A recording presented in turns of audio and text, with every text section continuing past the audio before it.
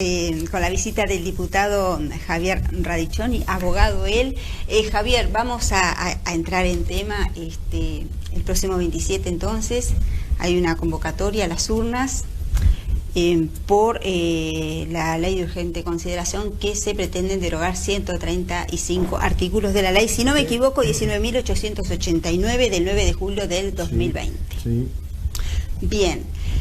Este espacio, Javier, paga la casa, o sea, vendé el no, contanos por qué no se deroga, cuál es tu posición, cuál es la del Partido Nacional en este sentido, y bueno, por qué pensás que no se deben de derogar estos 135 artículos. No, porque es una ley muy buena que consagra ciertos derechos a la población más vulnerable. O sea, fue una ley pensada desde la coalición de gobierno, en una asociación, un compromiso con el país y un compromiso con la gestión y con la gente, de llevar adelante lo que para nosotros era una ley justa y necesaria, que la gente la venía pidiendo hace mucho tiempo, y por lo que la gente votó un cambio y votó a la coalición de gobierno.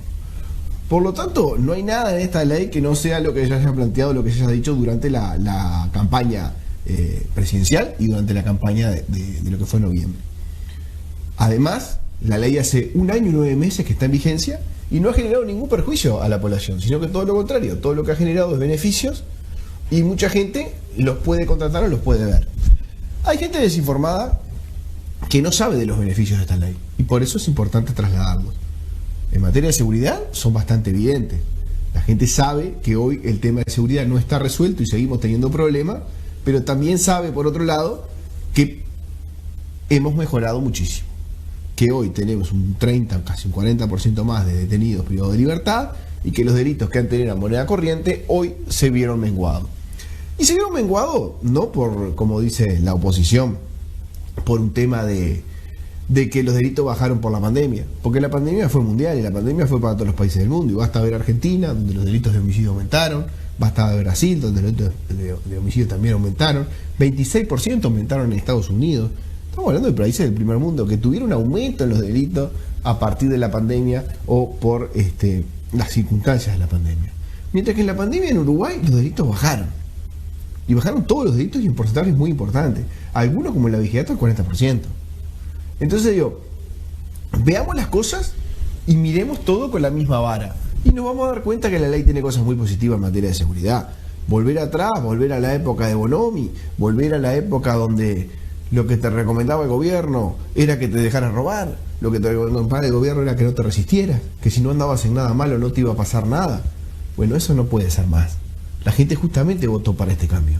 Entonces, eliminar ahora la ley de urgente consideración, eliminar los artículos de la LUC, que lo que consagran es posibilidades a la policía, de cosas que son bastante naturales y lógicas. Por ejemplo, pedir la cédula.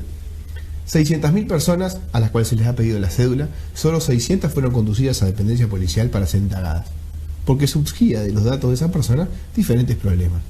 La inmensa mayoría de los ciudadanos que pidió la cédula se la devolvieron, y esa fue la única diferencia que encontraba con lo que antes le pedían en la calle, que era la billetera, le pedían los championes, le pedían el celular, y los delincuentes no te los devolvían.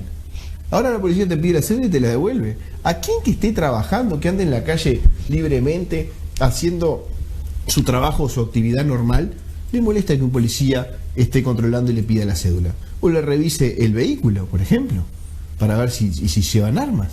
Yo hablo con tenedores legales de armas y todos me dicen, ojalá me revisaran todos los días, porque yo me mato para tener los papeles en regla de las armas que tengo, de las cosas que tengo, y después me encuentro en la calle con gente que porta armas para generar delitos. Y quiero que la policía reprima, quiero que la policía controle, porque eso a mí me da seguridad y me da tranquilidad de que esas armas no andan en la calle libremente. Y son un montón de cosas que nosotros tenemos que ser, además, coherentes con lo que decimos. Nosotros ahora, en el mes de la mujer, a quien aprovecho de mandarle un saludo a todas las mujeres del Uruguay, en especial a las del Partido Nacional y de la coalición, que están haciendo una gran campaña para que justamente sus derechos sean valorados. Yo siempre digo, tenemos las mejores mujeres porque no tenemos las mujeres que precisan salir desnudas ni a tirar piernas el 18 de julio. Tenemos las mujeres en el Partido Nacional que trabajan de verdad, que se integran y que defienden los verdaderos derechos de la mujer. ¿Cuáles son esos? Bueno, que si hay un violador no pueda salir antes por un beneficio de una reducción de la pena, que el juez no le pueda decretar la libertad anticipada. Si hay un femicida, que es un homicidio muy especialmente agravado, que está comprendido en los artículos de la LUC, que no pueda tener disminución de la pena, bueno, que no lo tenga. Nosotros no queremos que quede en mano del juez la discrecionalidad de poder liberar, en este caso, a 1.700, 1.800 presos que quedarán a discreción del juez poder ser liberados a partir de la derogación de la LUC. Javier, ¿no es un poco invasivo el tema de pedir la cédula? Un poco así como que te invadan, que te paren, que te pidan la cédula. Al que está trabajando, al que anda en las cosas correctas. ¿Sabe a quién le puede parecer invasivo? Al que está prófugo de la justicia, al que está en una actitud delictiva o pretende generar un delito que le piden la cédula, ese es el que le molesta. Al que está trabajando no le piden la cédula. ¿Qué pasa con aquel que se niega? Bueno, yo le pregunto, ¿y antes cuando le pedían la billetera? Y si no se la devolvían los ladrones, cuando le pedían el reloj, cuando le pedían los championes, cuando le pedían el dinero, cuando le arrebataban de las manos la cartera, ¿no era más invasivo? Pero sigue pasando. ¿Eso no es más invasivo? Sí, ¿esto que es sí, pero se redujo. Se redujo, estamos en los números que estábamos hablando recién. Se redujo con la aplicación de la LUC. Eso es una realidad. ¿Qué es más invasivo? ¿Que te roben y que no te devuelvan las cosas? ¿O que un policía de buena gana te pregunte, ¿me puedes mostrar el documento? Estamos hablando de un país donde hasta los perros tienen que llevar chip. El ganado vacuno está con caravana. Y la población en la calle no va a estar identificada con la cédula de identidad. Estamos hablando que es la policía, la autoridad correspondiente para que te pida la cédula. No que te va a pedir la cédula a cualquier persona, te la está pidiendo la autoridad. ¿Quién ha tenido problema en este año y 9 meses de aplicación porque le piden la cédula? Yo creo que la pregunta se responde sola y que la gente en la casa lo sabe. Por eso creo que hay que mantener la LUC. Porque nosotros no podemos tener un doble criterio, no podemos decir que defendemos a las mujeres y después decir que bueno, que los que cometen femicidio, que cometen violación y abuso sexual puedan salir antes de la cárcel.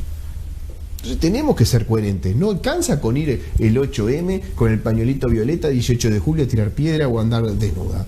Hay que defender los derechos reales de las mujeres donde se deben defender, que es con la ley, que es con la Constitución, que es con la aplicación de las normas que le garantizan igualdad, que le garantizan igualdad de oportunidades, igualdad de poderse desarrollar libremente. Y esa es la parte esencial, digamos, de esta LUC que el Frente Amplio pretende derogar. Tenemos otras cosas, minoría infractora, que algunos delitos graves queden, por ejemplo, dentro de lo que es el legajo de esos delincuentes que cometen ciertos delitos graves, y está bien, porque en casos de abuso sexual en el mundo entero, sabemos que son actividades que muchas veces son reincidentes o patológicas. Entonces, nosotros vamos a borrar ese tipo de delitos sexuales para después no saber en dónde están ubicados o dónde están esos abusadores sexuales, por más que sean menores. Cuando me refiero a delitos graves, ¿no? Creo que la policía técnicamente y el juez tiene que tener esos elementos para poder juzgar y para poder llegar a darnos garantías a todos. Y eso está contemplado dentro de la LUC. La LUC no es solo seguridad. Por supuesto que es el capítulo más importante porque son 25% de los artículos que se pretenden, más del 25% de los artículos que se pretenden derogar. Y digo que es más porque hay que tener en cuenta también el capítulo de minoría infractora, que también es parte del capítulo de seguridad. Pero hay otras cosas. Y no vamos a hablar solamente del número de teléfono, vamos a hablar del derecho a la huelga. La huelga como lo establece la OIT, la posibilidad de hacer huelga o la posibilidad de no hacerla. La posibilidad de que los piquetes se pueda protestar, pero se tenga que dejar pasar. Hoy la gente es más libre de poder elegir si quiere parar o no quiere parar. Antes no lo podía hacer. Antes que un grupo de gente que muchas veces no eran la mayoría de los trabajadores, trancaban una planta industrial y el resto no podía trabajar. Y eso se terminó. O sea, es simplemente aplicar la lógica aquella que nos decían los abuelos. El derecho de uno termina donde empieza el de los demás. Garantizar el derecho a todos y permitir que los demás ejerzan libremente el de ellos. Creo que la LUC tiene como premisa eso, que es básico, que es sustancial y que es parte de una libertad con controles, sí, pero una libertad donde cada uno pueda desarrollarse personalmente. Tenemos capítulos importantes como son los del tema de adopciones. Hoy tenemos una mejora en el sistema de adopciones, más veloz, más ágil. Ha permitido que batamos récord en lo que son adopciones de niños que antes terminaban institucionalizados. ¿Cómo era antes de la LUC el tema de las adopciones? Era más lento. Pasaban de casa cuna en casa cuna, alcanzaba con que al año y medio la madre o el progenitor se presentara nuevamente y anulara el proceso para que hubiera una revisión y se lo volvieran a otorgar a la madre, o quedaba stand-by a ver si se lo podían volver atrás, y ahí se detenía ese proceso de adopción. Y el gran problema que tenía era que muchas veces chiquilines que en cierta edad podían haber sido adoptados por familias que los querían y que ya tenían un control o un contacto, directo con ellos, lo iban perdiendo y luego pasaban a ser parte de la institución INAU, donde pasaban de una casa cuna a otra, y después de cierta edad ya no eran atractivos para las adopciones de familias que pretendían adoptar a un niño más chico para poderlo socializar mejor en su ambiente familiar, cosa que es bastante lógica. Y esos niños terminaban institucionalizados de por vida dentro de las instituciones del Estado muchas veces. Y esto da ventajas, da posibilidades a esos niños que son los más vulnerables de que puedan ser adoptados en tiempos más razonables y más rápido. Creo que eso es muy importante. Creo que es importante dentro de la LUC la ley de arrendamiento, que ha sido muy criticada. Yo el otro día me encontraba en la feria de Suárez, también me pasó acá en la de Pando, donde dos personas se me arrimaron en diferentes circunstancias y me dijeron: tengo miedo por la ley de arrendamiento sin garantía porque ahora me van a desalojar en 15 días. No es verdad. ¿Podés ahondar un poco el tema? Porque acá hay una ley que es la 14219, que es la ley de arrendamientos de toda la vida, que es la que está vigente. Cuando uno no pone nada en contrato, se rige por la 14219. Esta es una ley especial de arrendamiento que es para los casos donde la persona no tiene garantía y de otra manera no puede alquilar. Lo que busca esta ley es que haya personas que tengan varios bienes o varias casas a su disposición y que las pongan a alquilar, inclusive cuando no tienen garantías quienes la quieren arrendar. Y esto posibilita que haya más cantidad de ofertas, esto posibilita que haya más casas que hoy se están arrendando y que los precios del alquiler tiendan a bajar o por lo menos a mantenerse. ¿Por qué? Porque aumenta la oferta de cantidad de casas que hay para alquilar con una demanda que es sostenida. Yo le pregunto una cosa, porque a veces me dicen: yo alquilo por esta ley, me pueden salir en 15 días, que en realidad son 30, ¿no? No son 15 tampoco. ¿Qué hacía esa persona si no podía alquilar porque no tenía garantía? ¿Dónde vivía en ese momento? Entonces, nos preocupamos tanto de dónde va a ir a vivir en los próximos 30 días, pero no nos preocupamos, o no les preocupa el Frente Amplio dónde vivía antes de todo este tiempo. Si una persona en un contrato de arrendamiento sin garantía por la LUC está alquilando hace 6 meses o un año, ¿dónde vivía todo ese tiempo si no podía arrendar? Ahora el Frente está preocupado qué va a pasar en los próximos 30 días. Yo estoy preocupado de dónde iba a estar antes y dónde iba a estar todo ese tiempo.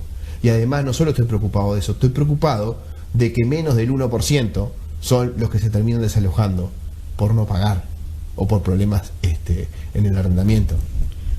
Y el Frente Amplio se preocupa por ese caso y no se preocupa por los otros 99%, que son buenos pagadores, que disfrutan de un arrendamiento sin garantía y que pueden acceder a viviendas que antes no podían. Y eso es una realidad. Eso es un derecho. ¿Qué garantía tienen ahora, se exige ahora para un arrendamiento? Bueno, la gente generalmente no tiene por qué. La 1419, es verdad, no exigía garantía. Lo que pasaba que la gente no se animaba a arrendar. Porque usted, si es propietario de una casa, no la va a alquilar sin garantía y si no se asegura un proceso mucho más corto en el desalojo. Porque si no, ¿qué le pasaba? Gastaba en abogado, tenía la casa sin cobrar el alquiler y ocupada durante 6 meses. Y esas son las cosas que los uruguayos le disparaban. Y eso hacía que mucha gente sin garantía no se anime a alquilar. Hoy se anima a alquilar. Y eso hace que haya mucho más oferta y que bajen los precios. En definitiva, ¿a quién beneficia? Beneficia al más necesitado. Beneficia a aquel que tiene la necesidad de salir a alquilar y que a su vez no tiene plata para poner en garantía. El que tenía ANDA, que tenía Contaduría General de la Nación, el que tenía plata en el banco, tenía URs en el banco hipotecario para poder poner en garantía, ese que tenía alguna solvencia económica, si bien no era propietario de su vivienda, ese va a seguir por la 1419. Pero aquellas madres con hijos que no tenían la posibilidad de una garantía, pero no tenían un trabajo fijo, aquellos estudiantes que iban a Montevideo del interior y que se las jugaban todas para poder terminar una carrera y que los padres no le podían garantizar, o no tenía quien le saliera de garantía para arrendar. ¿Cómo hacían? ¿Cómo hacen? Hoy tienen una chance más. ¿Para qué se la vamos a cortar? ¿Por qué vamos a votar para que esa gente no tenga esa chance? Hay que aclarar las cosas como son. La gente me decía: me van a desalojar en 30 días. Pero dígame, ¿cuándo arrendó usted? Hace 3 años. Pero usted está por la 1419. ¿Que la ley mía no cambió? No, por supuesto que no cambió. Tiene que decir expresamente, y a partir de julio del 2020, que usted arrienda sin garantía. Entonces digo, creo que es importante hablarle a la gente y terminar con la mentira. Porque en definitiva, salir de forma malintencionada por parte de la oposición a decirle a una persona en la casa o en la cara que la van a desalojar, cuando ellos saben perfectamente que no es así, es mentir y además es generarle un problema al Estado todo y a esa misma gente. Porque si hoy se deroga la ley, ahí sí yo me quiero preguntar qué va a pasar con la gente que está con ese sistema de arrendamiento. Bien. ¿Cómo va a terminar? Porque ahora vamos a tener un problema jurídico.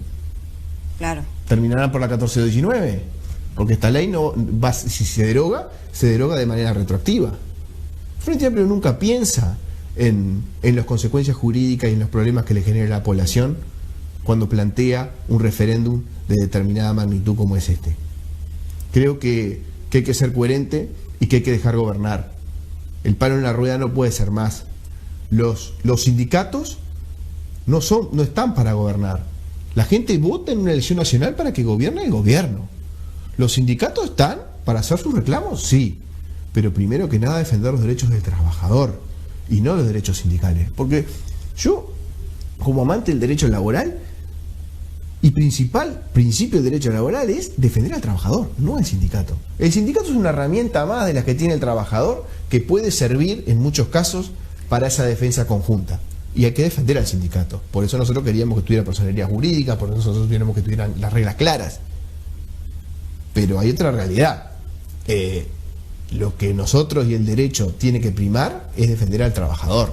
Entonces, cuando la LUC genera la posibilidad de trabajar, la posibilidad de no adherirse a una huelga y poder trabajar, la posibilidad de que un piquete no le impida llegar al trabajo, o cuando la LUC tiene en cuenta primero al estudiante que al docente, cuando la LUC prioriza generar algo que hace muchos años el Frente Amplio le prometió y no le pudo cumplir al gremio de los docentes, que es que tengan un título terciario. Cuando el Partido Nacional y la coalición ha hecho un gran esfuerzo para llegar a una cifra récord de inversión en educación que fue el 6%, que el Frente Amplio lo propuso y lo prometió durante más de 20 años y nunca lo cumplió. Entonces cuando nos dicen, ustedes están contra la educación, ahora salen a mentirle a la gente, decir que la educación la van a privatizar. Pero ¿en qué lugar, en qué artículo de la LUC dice que la educación se va a privatizar? De ninguna manera, no solo no se va a privatizar, cada vez es más amplia, va a dar más posibilidades y va a generar los espacios para que se tecnifiquen los profesores, los maestros, que tengan título terciario, que es una cosa muy importante porque le va a dar nivel a la educación nacional, interno y externo, a la aplicación al trabajo real. Y por supuesto que todo eso conlleva una reforma en la cual los gremios van a seguir siendo escuchados, pero no van a poder tener las decisiones sobre los planes de estudio finales. Porque nosotros tenemos, sin duda, en el Uruguay, un gran problema en lo que son los diseños de programas de estudio. Los gremios han hecho de los diseños de los programas de estudio verdaderos lavado de cabeza para los jóvenes, verdaderas lugares de centro de formación ideológico, y hoy los jóvenes uruguayos, y no lo digo yo, lo dicen las pruebas PISA y lo dicen las pruebas internacionales, no aplican al trabajo real. Cuando nosotros tenemos que buscar la forma de que la educación en Uruguay sea práctica, sea efectiva y permita que los jóvenes accedan a un trabajo de la mejor manera posible. Y para eso necesitamos la LUC, para eso necesitamos una reforma de la educación. El Frente Amplio habló de educación, educación y más educación, pero en 15 años no se animó a hacer la reforma que había que hacer. Y nosotros estamos dispuestos a hacer esa reforma. No solo nos dejó la reforma de educación, fuera de la LUC, no puedo decir otras cosas más, nos dejó para adelante la reforma del Banco de Previsión Social, dando préstamos, seguros de paro extendido a empresas compañeras, dando jubilaciones que no correspondían, despilfarrando los ingresos de BPS y diciéndole a la gente que se iba a poder jubilar, como en el caso de algunos hombres, con 60 años. Y ahora resulta que nos deja un país en el cual las jubilaciones a mediano plazo no se van a poder pagar. Y el Partido Nacional asume la responsabilidad junto con la coalición de pagar el precio político, pero de llevar adelante un país con reformas justas y necesarias para que el sistema siga funcionando. ¿Y quién va a pagar ese costo político? Por supuesto que lo vamos a pagar nosotros. Porque qué mezquinos seríamos, al decir de Wilson Ferreira Aldunate, si no estuviéramos nosotros los blancos, si no tuviéramos nosotros los que estamos en el gobierno en este momento, dispuestos a pagar un costo político para que el país estuviera mejor. Y lo vamos a hacer. Por supuesto que hubo que hacer reformas y que hay que hacer reformas dentro de la LUC, y por eso queremos mantener. Pero son parte de los procesos obligados que nos dejaron un país con 5% de déficit. Yo participo en la comisión de presupuesto y le puedo decir que por suerte hubo donde recortar sin lastimar el gasto social. Pero créame que no es nada fácil complementar y tapar todos los agujeros cuando uno tiene un déficit del 5%. Y todavía darle a la educación el 6% que tanto anhelaba y que tanto le habían prometido y no le habían cumplido. Bien. Javier, quería volver a un tema que, mirá, lo apunté por acá y volvemos al tema de la seguridad. Discúlpame que me vuelva para atrás un poco sobre el tema de los allanamientos que los nombraste ahora, en su momento. ¿Cómo se está actuando según la luz? ¿Cómo se actuaba antes? A mí me gustaría hacer un poco la comparación, ¿no? Para que la gente tenga un poco la idea más clara. En cuanto a los allanamientos, lo que se va a poder hacer es simplemente aquellas bocas de pasta base que quieran funcionar o que estén funcionando, que en su mayoría funcionan como casas habitación, se van a poder allanar con orden del juez. Acá no va a haber ningún cambio. Lo que va a haber es un allanamiento en las horas del día, como establece la Constitución de la República, y con una orden del juez. En ese caso no ha habido mayores cambios. Lo que sí ha habido es una ampliación de la legítima defensa, por ejemplo. En cual en las zonas rurales o en las casas uno va a poder ejercer su legítima defensa en toda el área de la casa. Cosa que me parece muy lógico. Porque aquello de la legítima defensa que no quedaba claro en qué zonas era, si estaba en dormitorio, si no estaba, digo, alcanza que una persona entre a tu casa, cuando uno se encuentra con una persona en la casa durante el día, durante la noche, que entra con fines violentos, obviamente que en ningún lugar de la casa, sea el cuarto, el dormitorio, el living o el garage, uno se puede sentir seguro. Entonces le tenemos que dar esa herramienta a la persona y le tenemos que dar la herramienta también al policía de que sienta de que su vida vale algo o vale un poco. Porque no le podemos pretender en el siglo XXI decirle a la policía o decirle a la población civil dentro de su casa, espere a que le tiren primero para que se compute el acto de legítima defensa. Realmente es irrisorio, porque un tiro a corta distancia dentro de una habitación, todos sabemos que no hay segundas opciones. La estadística en eso es altísima. El que tira primero y adentro de una habitación genera la muerte del otro. Entonces no le podemos decir ni al policía ni a las personas dentro de su casa que no actúen con legítima defensa cuando su vida, su seguridad, su integridad física y la de su familia están en riesgo. Bien. Javier, antes de ir a la pausa, tengo acá el dato de 2.684.131 personas habilitadas para votar. Y te lo voy a preguntar, es una pregunta que se hace todo el mundo y que suena por ahí, ¿no? ¿Esto es un termómetro para lo que va a ser la próxima elección? ¿Se puede medir un poco la voluntad de la gente a través de esta decisión? No lo sé. Eso yo lo dejaría para los analistas, los politólogos. Sin duda que lo que sí, el gobierno necesita esta ley para seguir profundizando cambios. Sin duda que no mantener esta ley es volver para atrás y quedar en un estado de nebulosa. Eso sí es clarísimo. Ahora, que alguien gane esta ley, sea el no o sea el sí, determine o cambie quién va a ser el futuro gobierno, bueno, yo creo que falta mucho, y yo creo que los temas importantes todavía se van a seguir dando durante estos 3 años de gobierno que faltan, y que por lo tanto todos los resultados son posibles más allá de lo que pase acá. Sí es una foto de un momento de medio gobierno, pero nosotros no tenemos miedo tampoco de que se plebiscite, como en algún lado se dijo, que esto sea un plebiscito del gobierno sí gobierno no, en vez de un referéndum de una ley.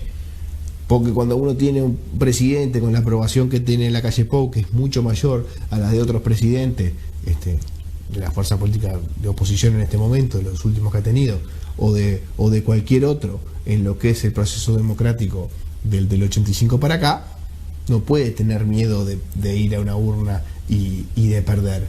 Creo que si va por ese lado, el no arrasa y el no gana por mucho más. O sea que no le tenemos miedo al plebiscito de gobierno sí, gobierno no, pero entendemos, y que es sano y que es justo, que la gente se dé el debate sobre los puntos de la LUC. Porque en definitiva nosotros creemos que además de tener un gobierno que tiene muy buenos números y que tiene una gran aprobación, la LUC es justa, es muy necesaria, y fue una parte de lo que la gente nos votó para que la lleváramos adelante. Cuando uno habla con la gente en la calle y dice, ¿cómo se siente más seguro? ¿Cómo está mejor? ¿Ahora o antes del gobierno de coalición. Y le va a decir ahora. Y cuando le diga ahora, ¿por qué? Y bueno, a alguno no le sabrá expresar el por qué, pero no tenga duda que la LUC es el 80% de eso.